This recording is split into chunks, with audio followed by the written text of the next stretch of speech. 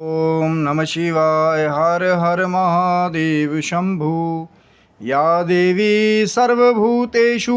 लक्ष्मीरूपेण संस्थिता। नमस्तस्यै नमस्तस्यै नमस्तस्यै नमो नमः। हर हर महादेव। मित्रों जय माता दी। कैसे हैं आप सब? शिव शक्तम चैनल पे आप लोग का हार्दिक स्वागत है। और कहीं ना कहीं आज की जो चर्चा बहुत खास होने वाली है चैनल को, तो मैं बार बार कहता हूँ कि जब चैनल को आप लोग सब्सक्राइब रखेंगे तो जो हमारे द्वारा जो वो गहन चर्चा शिव शक्तम चैनल पे हुई है, प्रथम महाविद्या से लेकर के आज जो माँ की कृपा से जो अंतिम महाविद्या है, लेकिन शक्तियों में सभी महाविद्याएं बराबर हैं, लेकिन क्रम से जो अंतिम महाविद्या है कहीं ना कहीं, और जो मैंने पहले बात की थी कि अलग अलग गुरुओं की अलग अलग दीक्षा की वजह से, अलग अलग आपकी गुरु की डायरेक्शन की वजह से ये जो क्रम है कहीं ना कहीं ये आगे पीछे हो सकता है। तो इसमें कोई संशय नहीं कि कोई गलत है या कोई सही है, लेकिन हमने वो क्रम फॉलो करने की कोशिश की कहीं ना कहीं माँ की कृपा से, कि पूरे के पूरे जो 9 दिन कहीं ना कहीं माँ की कृपा से जो महाविद्याओं के बारे में गहन चर्चा हुई। माँ काली महाविद्या, माँ तारा, माँ षोडशी, माँ भुवनेश्वरी, माँ छिन्नमस्ता, माँ त्रिपुर भैरवी, माँ धूमावती, माँ बगलामुखी, माँ मातंगी, और आज पहुँच गए माँ की कृपा से जो कही जाने वाली है जो अंतिम महाविद्या, जो कहीं ना कहीं जिसके पीछे सारा संसार इस कली काल में कहीं ना कहीं सबको आवश्यकता ज़रूर पड़ती है। मैं हर बार बात करता हूँ कि एक ऐसी महाविद्या कि यदि कृपा कर दे साधक के ऊपर जो है, क्योंकि मैं फिर चर्चा को शुरू करने से पहले मैं फिर वही बात कह देना चाहता हूँ कि मेरी वीडियो का उद्देश्य सिर्फ माँ की महिमा के गान के लिए, माँ की महिमा के बखान के लिए मैं आपके साथ कुछ गुप्त जानकारियाँ भगवान शिव की माँ की कृपा से, माँ जगदम्बा की कृपा से दास को प्राप्त हुई। चाहे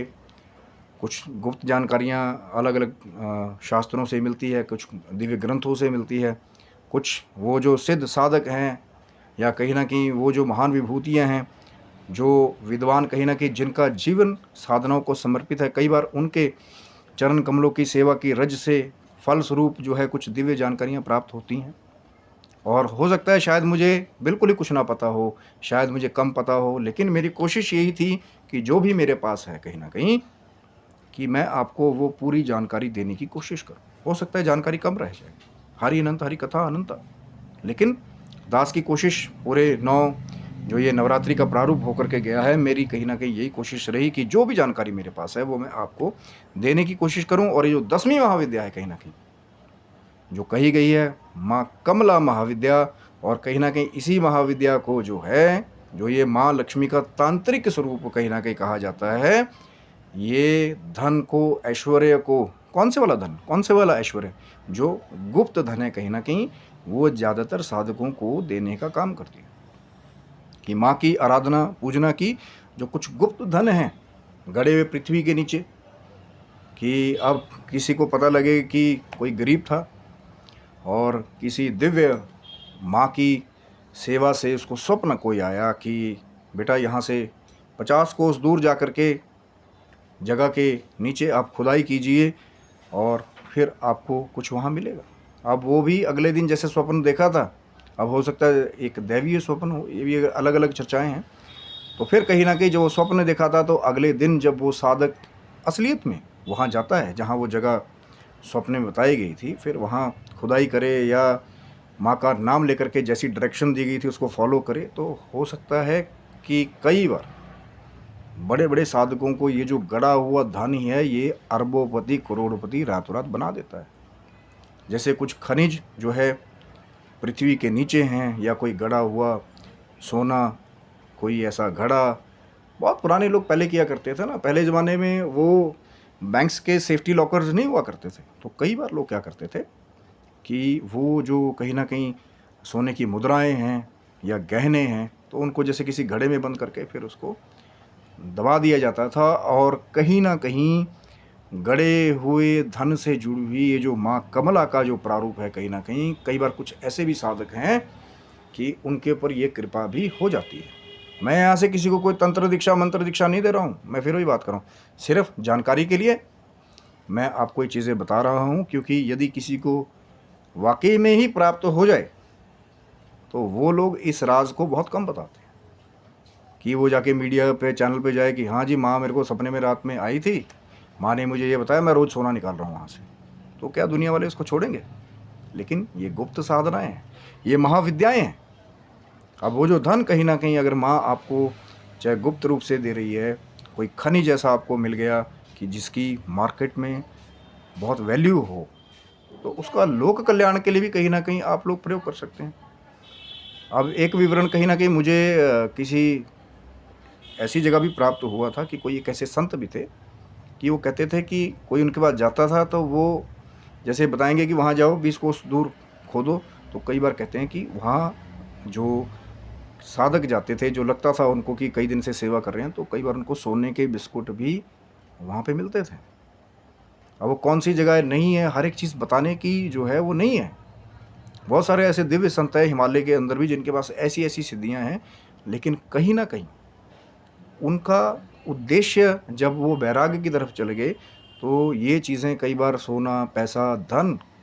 कई बार साधकों के लिए मिट्टी हो जाता है। लेकिन जो गृहस्थी को भी चलाने वाले हैं, मैं हमेशा कहता हूँ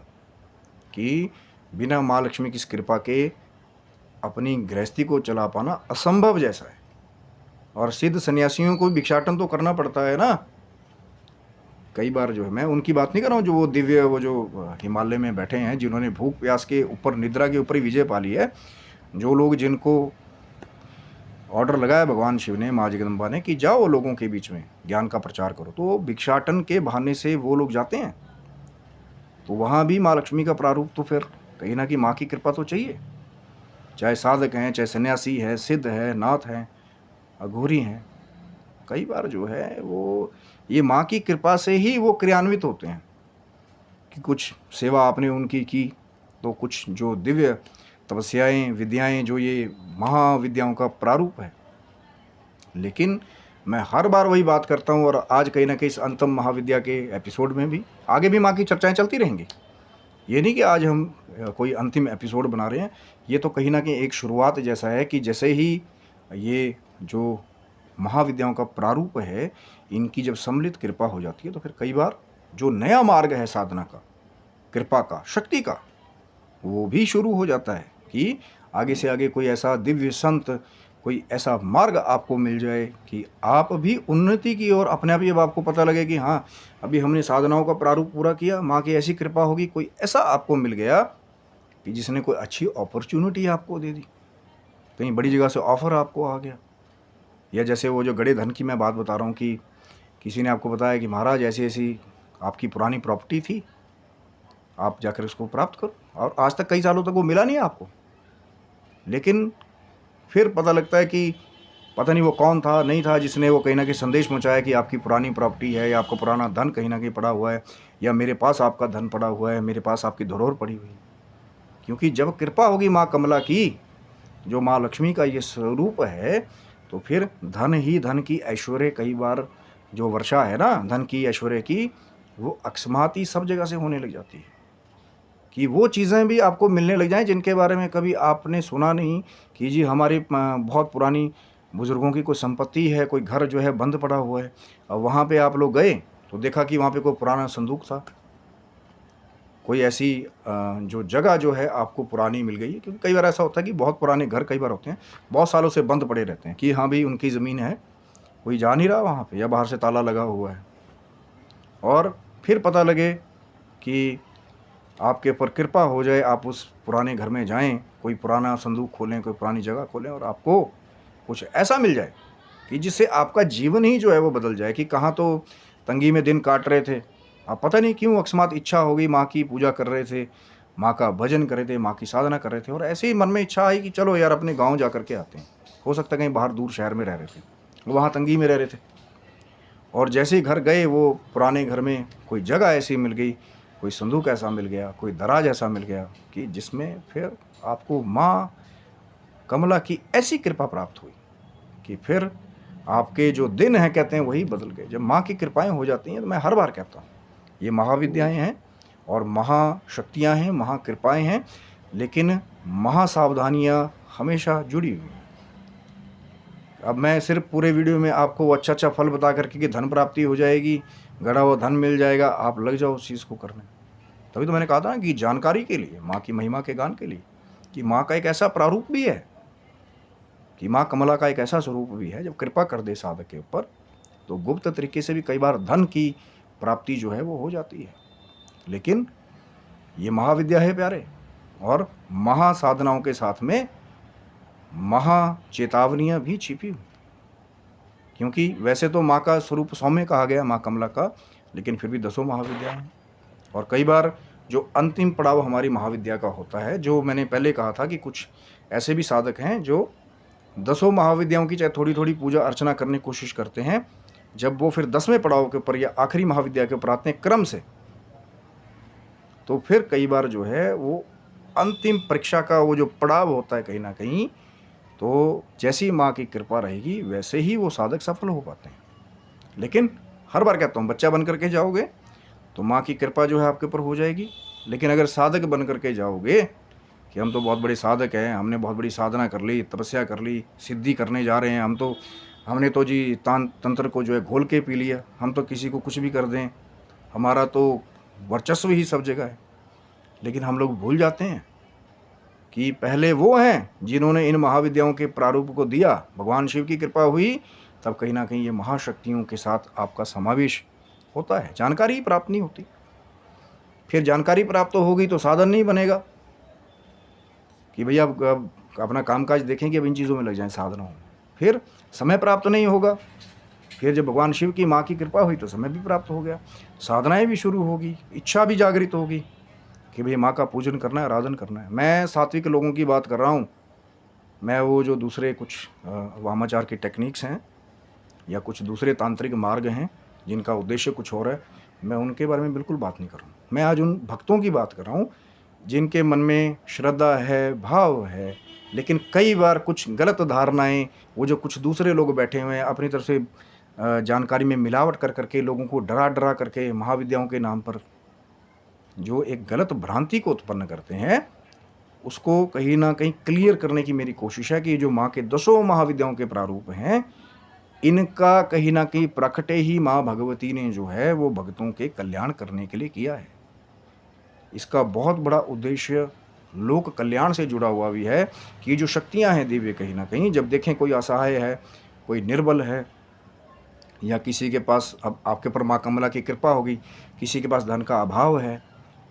कोई गरीब है, तो उसकी मदद करने के लिए फिर कहीं ना कहीं इस कृपा में और बढ़ोतरी होती है। लेकिन अब थोड़ा थोड़ा वो बस जानकारी मिल गई, उसमें अपनी मिलावट करी, लोगों को डराना शुरू कर दिया।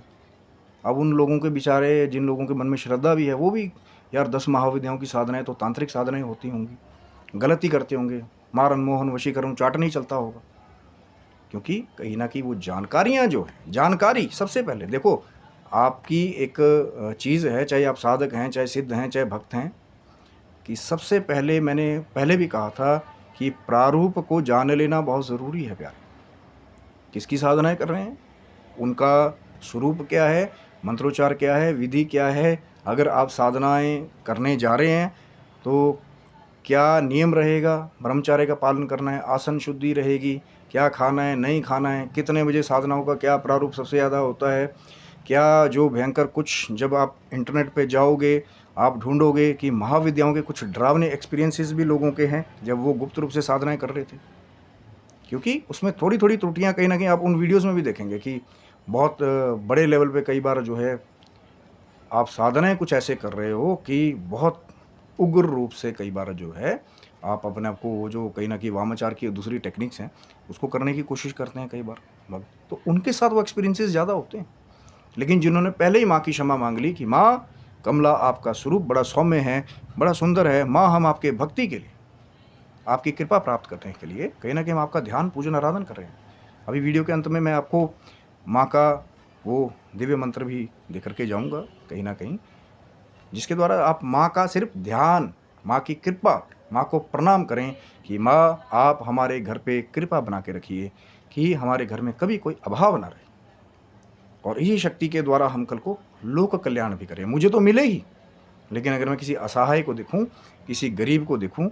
तो फिर मैं आपकी इस शक्ति का प्रयोग, जो ये कृपा है धन की, गुप्त धन की, जिसे तांत्रिक सरस्वती की, वो जो माँ मातंगी की कृपा के बाद जो माँ कमला का 10वां स्वरूप आता है, जिसे तांत्रिक लक्ष्मी कहा गया है, तो वो कृपा कहीं ना कहीं माँ आपकी प्राप्त हो और इतना हो हमारे पास कि मैं भी भूखा ना रहूं, मेरा साधु भी भूखा ना जाए, कि कोई ऐसा है, कोई गरीब, कोई मुश्किल में फंसा हुआ व्यक्ति मुझे मिले। यही तो है साधनाओं का लाभ, और यही है जानकारी बात करने का लाभ। दास ने तो वही कोशिश की कहीं ना कहीं कि मैं प्रत्येक दिन एक एक दिन महाविद्याओं की जितनी भी जानकारियाँ मेरे पास भगवान शिव की, माँ जगदम्बा की कृपा से प्राप्त हुई, मैं आपको वो दूं। अब उसके बाद भी चलो कहना नहीं चाहिए कि सब किसी का अपना अपना दृष्टिकोण है, कि सबसे पहले जानकारी ज़रूरी है, उसके बाद फिर जब अनुष्ठान में उतर गए फिर समर्पण ज़रूरी है, कि जब तक साधनाओं के बीच में है तब तक उस नियम का पालन करें जैसा उसके बारे में बताया गया है। जो भी आपका, चाहे ब्रह्मचर्य का पालन है, चाहे भोजन का नियम है, साधनाओं का नियम है कि इतनी संख्या जप का नियम है ना। उसके बाद जब आपका कार्य पूरा हो गया, तप पूरा हो गया, माँ की कृपा हो गई, उसके बाद फिर कहीं ना कहीं जब कुछ प्राप्त हो जाए तो वो माँ भगवती का, भगवान शिव का शुक्रिया अदा ज़रूर करना चाहिए, और उनसे एक ही बात मांगनी चाहिए कि हमें दें, लेकिन इतना दें हमें, या हमारे अंदर वो शक्ति हो कि हमारे अंदर अहंकार का वास ना हो। अब ये पता लगे कि आज गुप्त धन मिलने लग गया, अहंकार ही ऐसा आ गया कि जब तक गरीब थे तब तक मंदिरों में सेवा चल रही थी, भगवान शिव की सेवा चल रही थी, माँ भगवती की आराधना चल रही थी। अब पता लगे धनवान हो गए तो माला भी छोड़ दी, सेवा भी छोड़ दी। जिनके बल पे, जिस माँ भगवती के नाम के फल स्वरूप आपको वो धन प्राप्त हुआ, वो जो माँ का दिव्य मंत्र है जो मैं अब आपको बता रहा हूँ, उसके द्वारा जो आप ध्यान करेंगे, हसों प्रसूते नमः, ये माँ का दिव्य मंत्र है। इसके द्वारा आप माँ का ध्यान, आराधन, पूजन, माँ को प्रणाम कर सकते हैं। लेकिन उन साधनाओं को मत छोड़िए, चाहे उसका प्रारूप कम ही हो जाए। 5 मिनट बैठिए, 10 मिनट बैठिए, 15 मिनट बैठिए। अगर पहले घंटों भी बैठते थे, पर बैठिए तो सही रोज़। जैसे नित्य प्रति हम रोज़ स्नान करते हैं, नित्य प्रति हम भोजन करते हैं, तो वो जो आत्मा का आध्यात्मिक भोजन है, कहीं ना कहीं जो ये भक्ति है, जो ये आध्यात्मिक ज्ञान है, जिसके द्वारा हमारी ज़िंदगी का उदय होता है। अब बस इंटरनेट पे गए, मैं हर बार क्यों बात करता हूँ, बुरा भी लगता होगा कई लोगों को, कि बस वो उन लोगों का उद्देश्य क्या है कि बस कोई शो बना दिया, नेशनल टीवी पे बैठ गए, बच्चों को स्तंभन, उच्चाटन, मारन के गुप्त मंत्र बता दिए, उसके साथ ना सावधानियाँ बताई, उसके साथ ना ये बताया कि बेटा इसका प्रयोग किस चीज़ के लिए करना है। कहीं ना कहीं अब वो नए बच्चे हैं, कोई 16 साल का है, कोई 20 साल का है, कोई 25 साल का है, आपकी वीडियोस को वो देख रहा है कहीं ना कहीं कि महाविद्या, महाविद्या के फल, महाविद्या के फल, लेकिन महाचेतावनियाँ, महासावधानियाँ आप नहीं बता रहे हैं। कुछ हैं अच्छे लोग, लेकिन ज़्यादातर यही पाया जाता है कि बस उतना ही उनको मक्खन बटरिंग कर दी कि भैया वो लोग अट्रैक्ट हो जाते हैं उन साधनों की तरफ। लेकिन जो कहीं ना कहीं सावधानियाँ या चेतावनियाँ जो है, जिसके द्वारा उन बच्चों को अनिष्ट ना हो, खास करके जो लड़की साधिकाएँ हैं, उनके लिए तो मैं ज़रूर कहना चाहता हूँ कि ये अघोर माता को देख लिया, उसको देख लिया, ये महिला नाथ बन गई, ये हो गया, वो हो गया। मैं किसी पे कमेंट नहीं करना चाहता, किसी की कैसी परंपरा है, नाथ परंपरा, संन्यास परंपरा, अघोर परंपरा। लेकिन कई बार जब आप अधूरी जानकारी के साथ, वो जो नए हमारी लड़कियां हैं, बच्चे हैं, कन्याएं हैं, वो कुछ ऐसे मार्ग को पकड़ लेती हैं जहाँ से फिर कई बार वापस लौटना ही मुश्किल होता है। ठीक है, सदगुरु कोई आपको मिल गया, कोई अच्छा भगवान शिव का, माँ जगदम्बा का कृपा पात्र आपको मिल गया, तो फिर उसने आपको अच्छा ज्ञान दिया, अच्छी दीक्षा आपको दी, मैं इसके खिलाफ नहीं हूँ। लेकिन कुछ एक ऐसे मार्ग हैं कि महिलाएं, माताएं, बहनें, ये एक धन के जैसा है, और धन को जितना आप ढक के रखोगे उतना ही उस धन की सात्विकता जो है बनी रहेगी। तभी तो कहा ना, ये गुप्त साधना है। और जब इस धन को जो है आप उन लोगों के हाथ में दे दोगे जिनका उद्देश्य कुछ और है, जिनका उद्देश्य परमार्थ नहीं है, तो फिर कुछ ऐसी गुप्त अप्रिय घटनाएं भी घटित होती हैं। मेरा वीडियो बनाने का उद्देश्य वही है कि आपके मन में, मस्तिष्क में कहीं ना कहीं वो सावधानियां, आप अलर्ट भी रहो। अगर कोई सुपात्र भी मिल गया, पहले उसके साथ रह करके उसकी परीक्षा नॉर्मल लेवल पे होनी चाहिए। अब ये नहीं है कि आज उन्होंने कहा एक बार में तो शमशान की तरफ चले गए, निर्जन जंगलों की तरफ चले गए। आप कोई कन्या हैं, कोई आप किसी की बेटी हैं, तो फिर उस चीज़ का भी ख्याल रखिए कि प्रभु ने आपको जन्म दिया है तो आपको वो बुद्धि भी दी है, पर उसका प्रयोग तो करें कि पहले जानकारी जुटाना बहुत ज़रूरी है। क्योंकि आडंबर बहुत चल रहे हैं महाराज, ये कली काल है। लेकिन जब वो गुप्त कृपा हो जाएगी, माँ की सच्ची कृपा हो जाती है, तो इसी कली काल में सिद्ध साधक वो जो माँ कमला की कृपा है उसको प्राप्त करके बड़े बड़े धनाढ्य बन जाते हैं, और उनका जो रोग शोक है वो दूर हो जाता है। क्योंकि उस धन के द्वारा फिर कहीं ना कहीं वो अपने जीवन को प्रगतिशील भी बना सकते हैं, जीवन को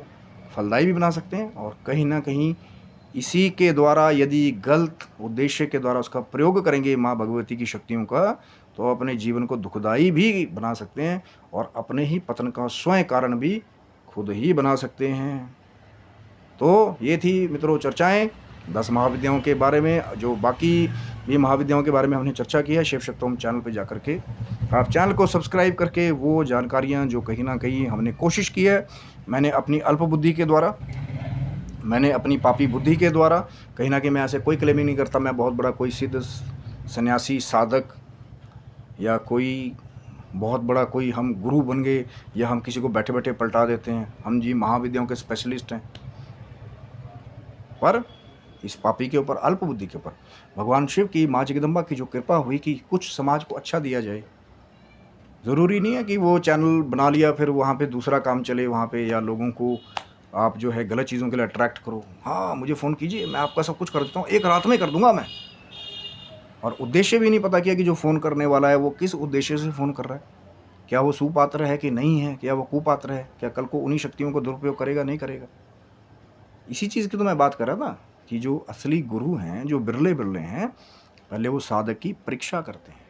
अब क्वेश्चन आने लग जाएंगे कि महाराज कैसे सोना प्रकट करें,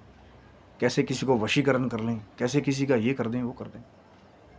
लेकिन कहीं ना कहीं वो जो माँ की कृपा है, माँ भगवती की चर्चा इसलिए की जा रही है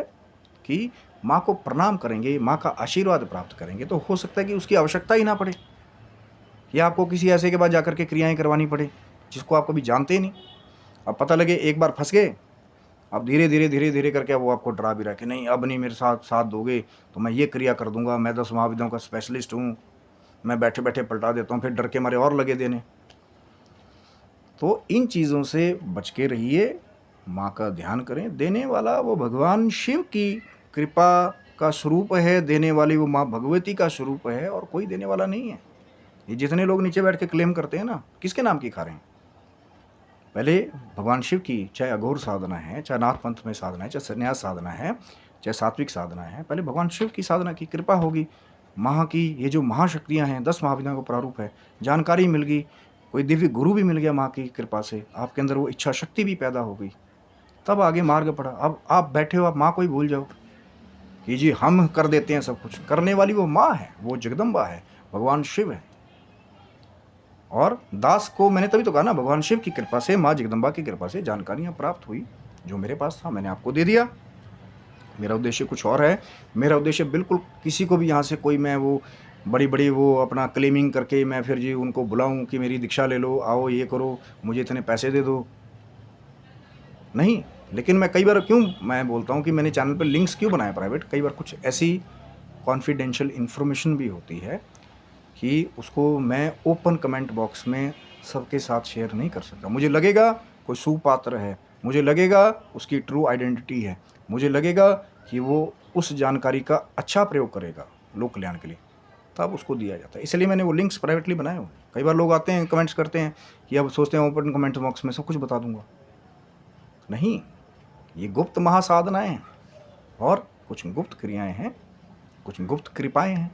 वो जब भगवान शिव की, माँ जगदम्बा की कृपा आपके ऊपर हो जाएगी, आपका भाव अच्छा होगा, समर्पण होगा, भक्ति होगी, तो आपको भी वो कृपा प्राप्त हो जाएगी। जो है ये 10वीं महाविद्या माँ कमला की कृपा, जिसके द्वारा हो सकता है शायद आपके ऊपर धन की असीम वर्षा जो है वो होती ही रहे,